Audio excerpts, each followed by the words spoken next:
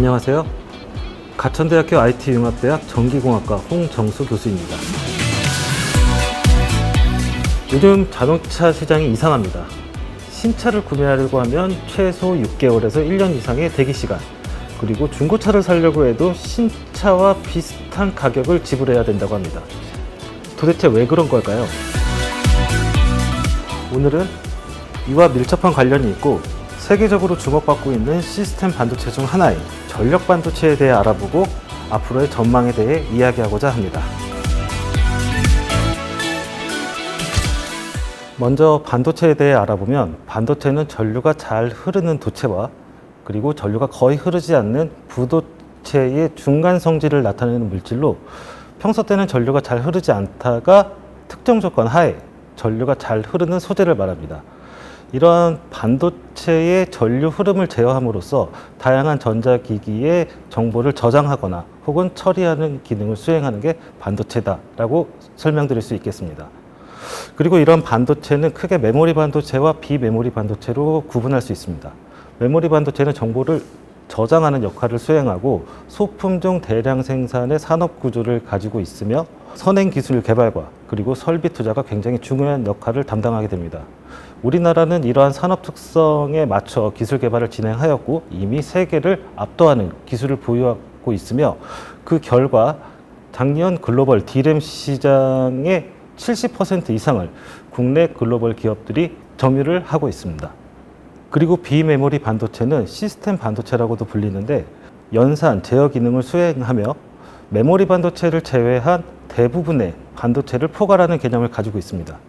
사실 메모리 반도체를 포함한 전체 반도체 시장에서 시스템 반도체가 차지하는 비율은 80%로 실질적으로는 메모리 반도체보다 시장 규모가 더 큰 분야라고 할 수 있습니다. 하지만 우리나라는 시스템 반도체 시장의 글로벌 점유율이 3%로 낮은 상황이기 때문에 앞으로 우리가 집중적으로 연구개발과 전문 인재 양성, 그리고 시장 선점의 필요성이 매우 큰 분야입니다. 오늘은 다양한 시스템 반도체 중 전력 반도체에 대해서 이야기를 해보려고 합니다. 전력 반도체를 간단하게 설명하면 효율적인 전기 에너지 사용을 위해 다양한 제품의 전력을 제어, 변환, 저장하는 기능을 하는 핵심 부품을 의미하겠습니다. 전력 반도체는 다품종 소량 생산의 산업 구조를 가지고 있으며 적용되고자 하는 응용 분야별 특화된 반도체의 구조 설계 및 공정 기술 확보가 매우 중요한 분야가 되겠습니다. 현재 글로벌 전력 반도체 시장은 독일, 미국, 일본을 중심으로 구성되어 있습니다. 그중 독일의 인피니언이라는 회사는 글로벌 전력 반도체 시장의 1위를 달성하고 있으며 미국과 일본의 경우 정부 차원의 전력 반도체 연구 개발 사업과 함께 전문 인력을 양성하기 위한 지원이 진행되고 있습니다. 우리나라도 전력 반도체 분야의 기술 개발 및 선도적 위치를 점유하기 위해 막대한 예산을 투자하여 기술 개발에 힘쓰고 있으며 국내 유망한 팹리스 기업을 선정하여 세계적인 기업으로 발전할 수 있도록 지원을 진행하고 있습니다. 또한 삼성과 SK 등과 같은 국내 글로벌 기업들도 전력 반도체 분야에 대한 기술 개발을 위해 투자를 시작하고 있습니다. 그렇다면 이렇게 연구 개발이 집중되고 있는 전력 반도체는 과연 어디에 쓰일 수 있을까요? 전력 반도체는 인버터 혹은 컨버터 등에 적용되어 스마트 그리드, 가전제품, 컴퓨터 등에 활용될 수 있지만 가장 대표적인 예는 자동차입니다. 여러분들도 잘 아시다시피 불과 몇 년 전까지만 해도 내연기관의 자동차가 주를 이뤘으며 환경 및 에너지 문제가 심각해짐에 따라 이에 대한 해결 방안으로 친환경 자동차인 전기 자동차가 주목받게 되었습니다. 하지만 이렇게 내연기관 자동차에서 전기 자동차로 전환되는 과정에서 발생되는 이슈가 한 가지 있습니다. 그게 바로 차량용 반도체 수급 문제입니다. 기계장치로 인식되던 기존의 내연기관 차들이 전기 자동차로 전환되면서 이와 동시에 자동차의 역할이 전자기기로서의 역할까지 확대되게 됩니다. 이 과정에서 자동차 내부의 전력 사용량이 증가함에 따라 이를 효율적으로 관리할 필요성이 커지게 되고 이 역할을 전력 반도체가 담당하게 됩니다.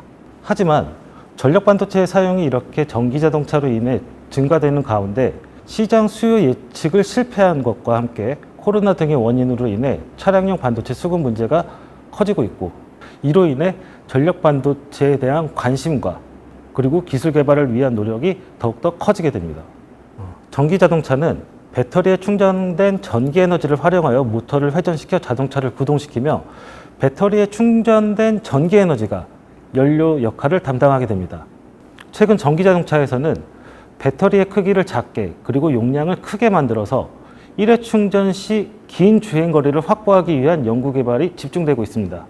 하지만 기존의 전기 자동차에 사용되던 전력 사용을 필요한 부분에만 적절하게 효율적으로 사용할 수 있다고 하면 현재 우리가 가지고 있는 동일 배터리 용량에서도 더 긴 주행거리를 확보할 수 있고 그 역할을 전력 반도체가 기능을 담당할 수 있게 됩니다. 전기 자동차는 주행을 위한 모터, 그리고 차량의 전반적인 전자기기의 기능을 제어할 수 있는 파워 컨트롤 유닛, 즉 PCU라는 장치에 전력 반도체를 적용하여 자동차 내부의 전력 사용을 효율적으로 공급하고 손실을 최소화할 수 있습니다. 또한 자율주행 기술이 발전함에 따라 기존의 자동차가 단순히 운송 수단만이 아닌 다목적 전자기기의 역할을 수행하면서 자동차 내부의 효율적인 전력 사용이 더욱더 중요해지고 여기서 전력 반도체가 중요한 기능을 담당할 수 있게 됩니다. 이러한 시대적 흐름에 맞춰 우리 가천대학교도 전력 반도체를 포함한 시스템 반도체 분야의 전문 인력을 양성하기 위해 힘쓰고 있습니다.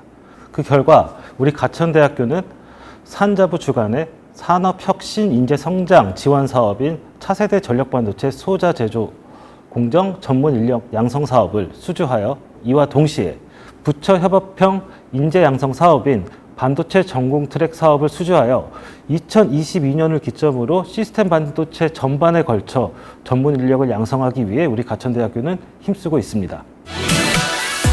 전력 반도체는 기존의 환경, 에너지 문제를 해결할 수 있고 성공적인 4차 산업혁명을 위한 핵심 기술입니다.